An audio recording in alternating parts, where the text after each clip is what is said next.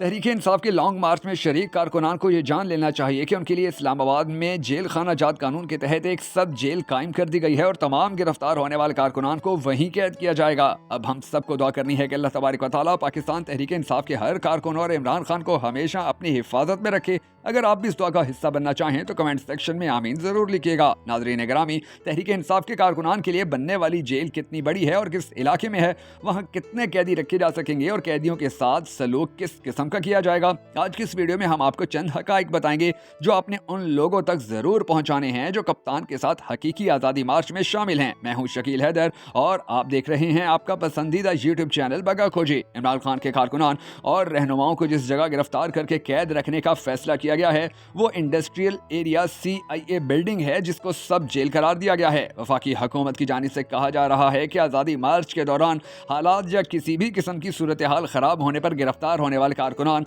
और अफराद को सब जेल में कैद कर दिया जाएगा। इस्लामाबाद सब जेल में कैदियों और अमारत की सिक्योरिटी की जिम्मेदारी इस्लामाबाद पुलिस की होगी। जेल में मौजूद कैदियों का रिकॉर्ड ग्रेड 17 के पुलिस अफसरान के पास होगा। इस जेल के हवाले से बाकायदा नोटिफिकेशन भी जारी किया जा चुका है और ये बात भी याद रखिएगा कि ये नोटिफिकेशन चीफ कमिश्नर की जानिब से जारी किया गया है। नोटिफिकेशन की कापियां मुतल्लिका इदारों को अरसाल कर दी गई हैं और हिदायत जारी की गई हैं कि इस जेल के हवाले से इंतजामात जल्द अज जल्द मुकम्मल किए जाएं, मगर शायद वो ये भूल गए हैं कि अब इनका मुकाबला टक्कर के लोगों से है जो ना झुक सकते हैं, ना बिक सकते हैं, ना डर सकते हैं, ना ही दबक सकते हैं। इनको जितना दबाने की कोशिश की जाएगी ये उतने ही जोश से वापस पलटेंगे। इन्हें जितना धमकाया जाएगा ये उतने ही बेखौफ होंगे। इन्हें जितना पीछे हटाओगे ये उतना आगे आएंगे। इन्हें जितना हराना चाहोगे ये उतने ही कामयाब होंगे, क्योंकि ये टक्कर के लोग ना सिर्फ अपना वोट रखते हैं बल्कि ये टक्कर के लोग अपने सोशल मीडिया अकाउंट्स रखते हैं, अपनी एक सोच रखते हैं, नजरिया रखते हैं, विजन रखते हैं, कौम का दर्द रखते हैं और सबसे बढ़कर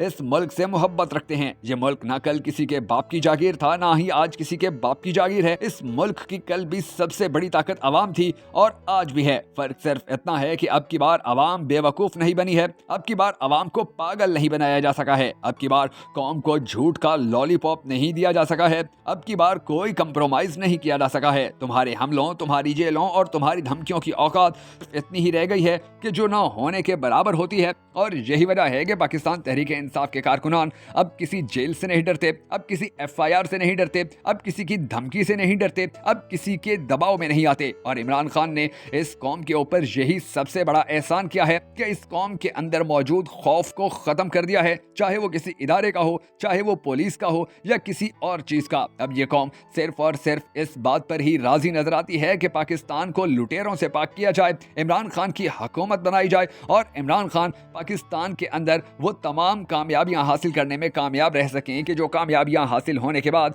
पाकिस्तान की तकदीर बदली जा सकती है। हम सबको दुआ करनी है कि अल्लाह तबारक व तआला इमरान खान को एक मरतबा फिर पाकिस्तान का वजीर आजम बनाए।